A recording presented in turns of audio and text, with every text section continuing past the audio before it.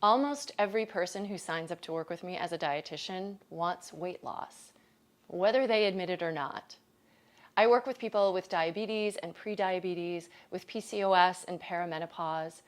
I've worked with lots of people with eating disorders who want to recover and want to improve their relationship with food.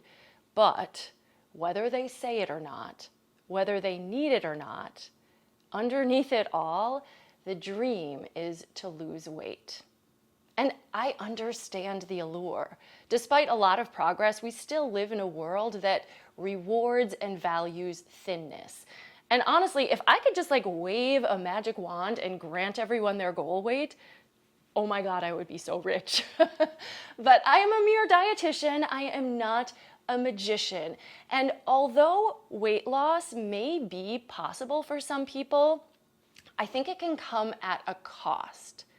I love working with people on healthy eating and making peace with food, but I will never guarantee anyone weight loss because I think it can be a monkey's paw proposition. And here's why.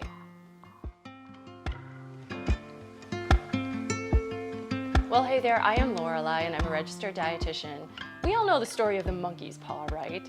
It's kind of a short story written over 100 years ago about this artifact of a monkey's paw, and this monkey's paw is meant to grant 3 wishes, kind of the same way Aladdin's lamp would do, but in the most twisted way possible. So for example, this couple, which is the central couple in the story, wish for money, and they receive it as compensation when their son is killed in an accident. Next, the wife wishes for the son to come back to life, and it just gets darker from there. So basically, it's a cautionary tale. Be careful what you wish for.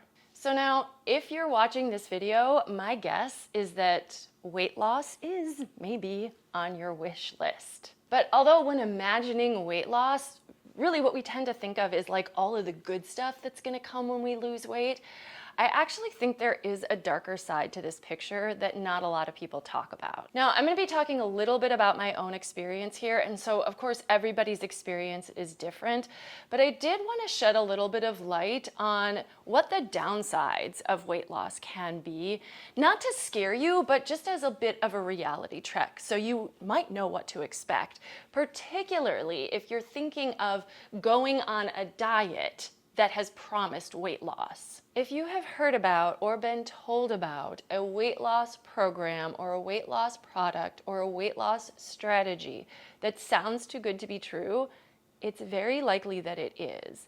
And it's not that it might not be possible for you to lose the weight, but like the monkey's paw wish, losing the weight by something that seems too good to be true probably has a downside.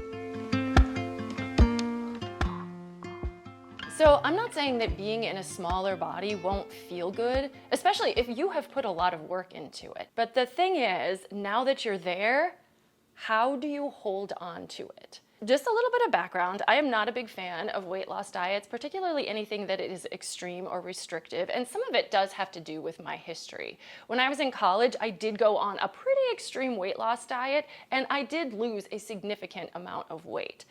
But when I got to that point, when I got done with the diet, all of a sudden, how am I gonna keep this weight off? I was so scared. And there is some truth to the fact that when your body has just lost a lot of weight and you've been depriving yourself for a while, you are primed to regain weight pretty quickly. And so it can be really scary to be at that point of oh my God, I got what I wanted, now I need to hold on to it or I will be a failure. That fear is real. That feeling can be really, really scary. And the flip side of that fear is that I was also living in a pretty hungry body that had been deprived for a while. So although in theory I wanted to just go back to eating normally and being mindful of portions, when I started to eat some of the foods that I had restricted before, I found that I had a really hard time stopping. I found that I was a little bit out of control. And I'm not gonna go into graphic detail about the specifics in my story because I know that can sometimes be a little activating for people. But I found myself afraid that I would not be able to stop eating now that I had been restricting for so long, and that by not stopping eating, I was gonna just naturally regain the weight. Spoiler here, I did actually regain all of the weight I lost plus some in that particular situation, but there are different paths that different people go on, right? So for some people, that fear of not gaining weight might actually propel them into something that's more of an eating disorder, right? So anorexia, bulimia, these are disordered behaviors that sometimes come out of this fear of desire to lose weight, but also sometimes fear of weight regain that can come at the end of a diet. Not that everyone is prone to an eating disorder, but it is a lot more likely at that stage. The other side of it would be something like binging and restricting, which is also considered an eating disorder. And that's kind of more where I found myself, where I would be so scared to regain weight that I would eat very little in the early part of the day. And by the time it got to the night, I would overeat and would have a very hard time stopping. And then the next morning I would get up and think, okay, well, I ate too much yesterday, so I can't eat very much today. And I would try not to eat very much, but by the nighttime I would again overeat, eat more than I really needed. And it was a cycle. And this led to my weight regain. Now, part of it is probably I didn't have a good plan, but also bodies aren't well designed to lose weight. Bodies are designed to survive. So if a body has not gotten enough food for a period of time, it sees it as like a famine. And then it thinks when food becomes available again, oh my gosh, I need to stockpile now because another famine could be around the corner. Like truly that is a biological mechanism that we have. So this desire to eat that goes above and beyond what it may have been before is a normal biological reaction.